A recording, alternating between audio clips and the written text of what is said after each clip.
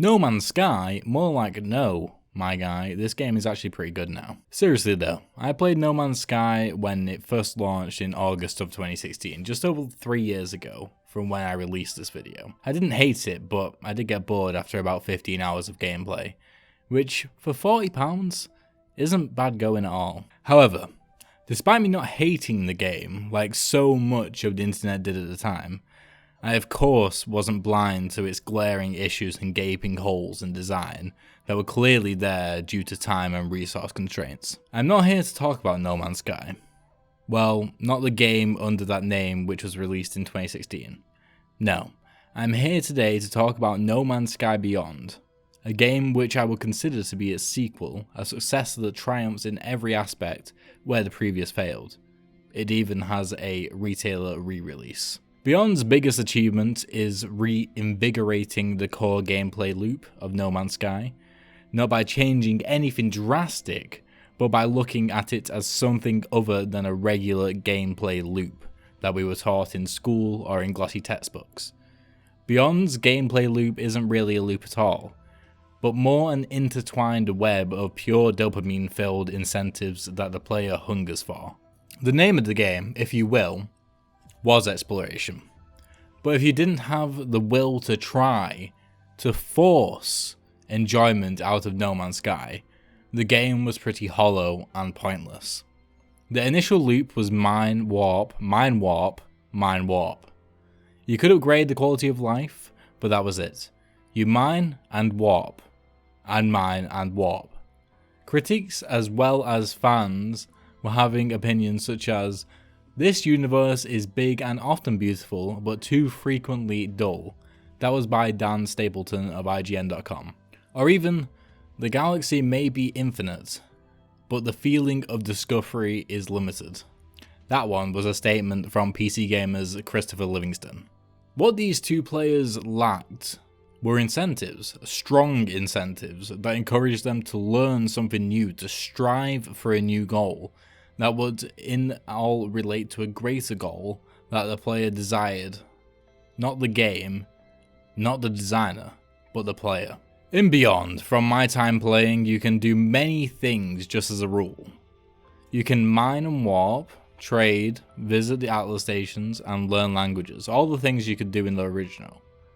Now in Beyond, you can also build bases, play multiplayer, and progress multiple different story threads at the pace of your choosing. In building bases, you can also recruit NPCs, which make it easier for you to mine, fight, travel, and trade, and farm, and so on. Instantly, there are more things to do, but not only that, all of these things affect how you go about doing other things. All of these incentives affect how you think about the others. It's truly how you create a good sandbox experience. Let's just look at the definition of a sandbox game by Technopedia. A sandbox game is a style of game in which minimal character restrictions are placed on the gamer. In No Man's Sky, this is almost completely true. Almost.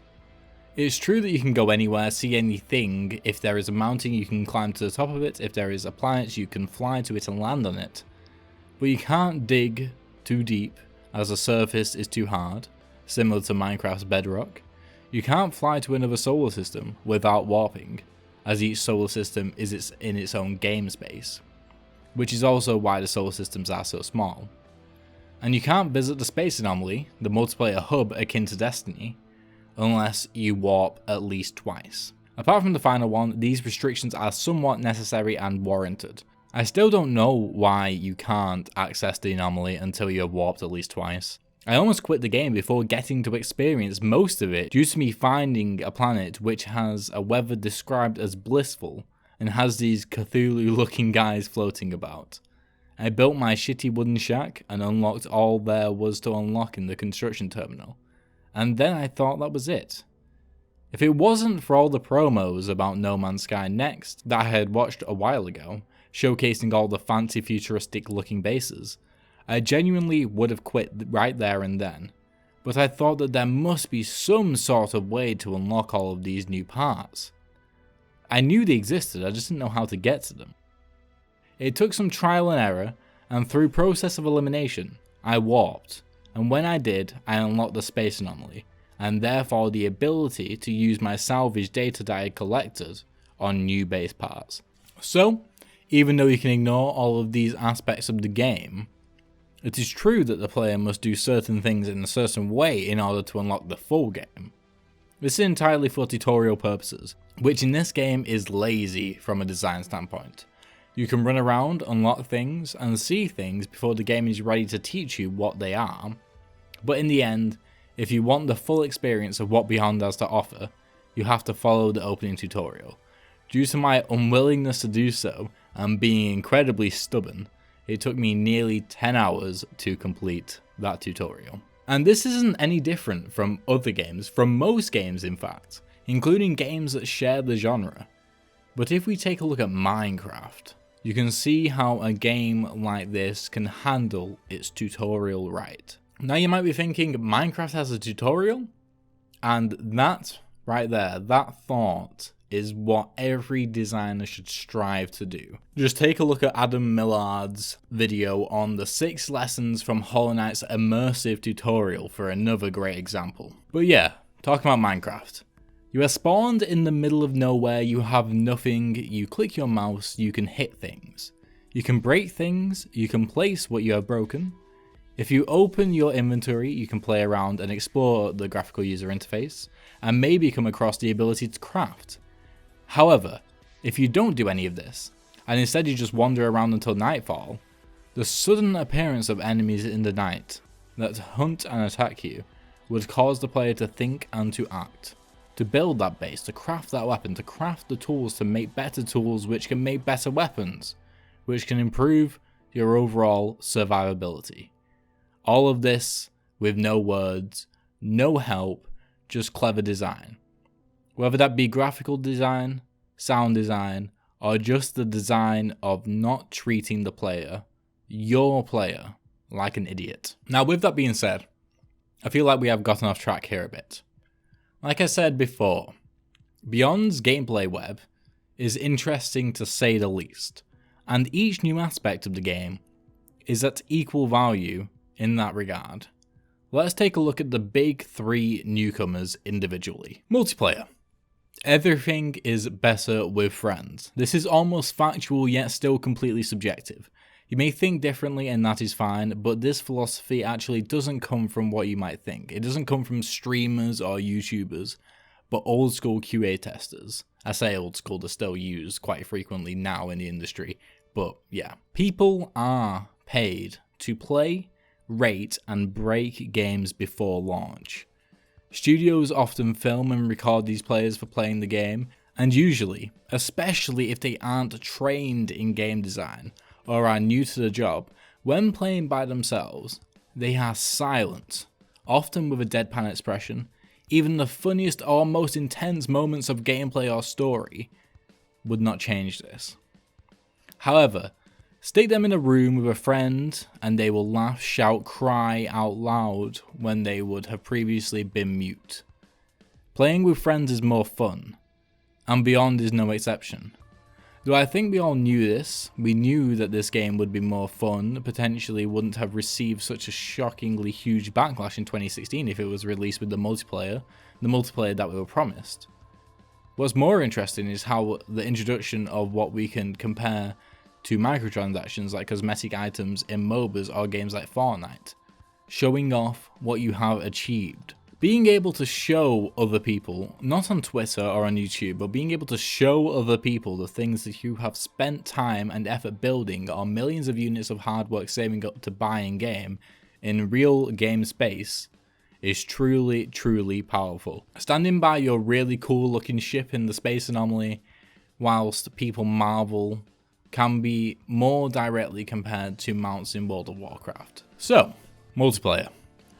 Not only enhances exploration, building, or even combat, but also trading, mining, and as a result earning money from the things that you mine, and being smart with your warps, as different systems have different economy based on their specialities and dominant race. This is where the web starts to mutate and become more than just the parts that it is made up of.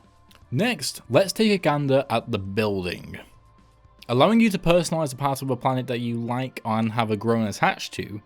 Another reason why it took so long for me to finish the tutorial is genuinely really rewarding.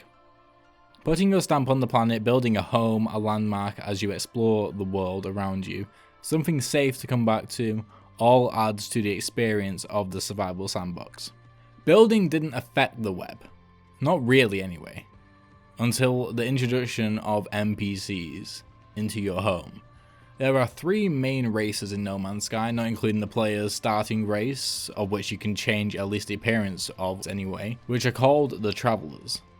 And there is also the Anomaly, which is also known as the 5th race. Not to be confused with the multiplayer hub, the Space Anomaly. That naming system right there is a bit off. The 3 main races which you can recruit as NPCs to your home are the Gek, the Korvax, and the Viking. These races all have their own traits which lend themselves to their particular role in your base. I discovered 4 out of the 5 whilst I was playing: the Overseer, which was a Gek, the Scientist, which was a Korvax, the Viking, which was an Armourer, and the Farmer, another Gek. You can probably assume what all of these NPCs do, but in essence they all provide you with paths to upgrades, of which most you can achieve without the NPC's help. But that's what they are there for. Paths and knowledge to allow the player to make decisions on what they want to learn and how they want to progress throughout the game. Again, there are some things that you must do in order to get to the other parts of the game, like you must perform a fetch quest for the Overseer, to then build a science terminal and then recruit a scientist. For the most part, by the time I got to this part of the game, I had already achieved the upgrades that they were offering. So again, this is all optional. But what's really great about the NPCs is, 1, how they can make the base feel so much more alive and real, but also how they tell little micro stories within every quest that you complete for them. Which leads me on to my next point. The story. I am usually in the camp of vagueness doesn't equal a good mystery. However, with Beyond, I don't get the impression that the pretentious vagueness is a facade to cover up the lack of substance in the story. Every morsel of story is told via organic dialogue that you have to work for by gathering knowledge stones or by making a translator so you can talk to certain NPCs, like the ones at your base, or by the rare ancient monoliths. After the time I've played, the game works hard to make you unsettled, subvert your expectations, or make you feel sad or sorry or happy or whatever other primary feeling for the character's situations. This aspect of game does wonders for the rest of the experience. Knowledge stones are no longer for completionists, but for story hunters. You want to expand your base, you want to complete those fetch quests, not just to get a weapons upgrade or a new shield for your exosuit, but to hear more about what the NPCs have to say. I've had experience where I have felt both joy and worry that the Overseer Gek is helping me. He is knowledgeable and enthusiastic, but sometimes it makes me feel like he has his own hidden agenda. The Viking seems like a misunderstood race where their appearance and unfortunate past paints a poor picture of what they are today. They have a noble quest of removing all weapons and violence from the universe, and yet they have a Thanos-style-esque approach of destroying it before it can destroy itself. Talks of decimating an entire planet if there was even a sniff of illegal weapons manufacturing. And the feeling of guilt when you find out that you are the reason that the Korvax has been cut off from his hive mind. Yet instead of dwelling on it, he decides to feed information to your save beacons in order to create a new colony of artificial minds. Whether it is good for him or not, we don't know. But it is logical and it feels right. I never thought I would like the story of No Man's Sky so much. But with Beyond, my love of sci-fi is being tapped for all it's worth, and it's amazing. So that's it. I've covered everything that I have experienced playing No Man's Sky Beyond. Of course, there are more main story elements left to be told, cool multiplayer missions that you can do in the Nexus that I have yet to do, and more solar systems with a wider variance of ecosystems left to explore. But for now, after about 40 hours of game time and beyond, I feel like I've experienced enough. Of course, there are still glitches and there are frame rate issues, and there was plenty of times, especially in grassy worlds, where I struggled to get 60 FPS. but that didn't really dampen my experience of the game. What I have learned from Beyond is pivotal going forward for me as a designer. I've learned that gameplay loops for sandbox games need to be malleable, diverse and varied, having multiple incentives that not only improve the core gameplay, but allow the core gameplay to flourish and alter the incentives is key to having a truly unique sandbox experience. I'm not saying that adding more things to do always equals a better experience, just looking at Ubisoft's franchise Assassin's Creed or Far Cry for ways to not do that. But when intertwined and equal more than the sum of their parts, it can help immensely. This has been a video essay on No Man's Sky. I try and avoid doing reviews or super critical videos and instead use games as a way to make points about game design. But if I was to review this game in one sentence, it would be this: No Man's Sky Beyond is a good sandbox survival game.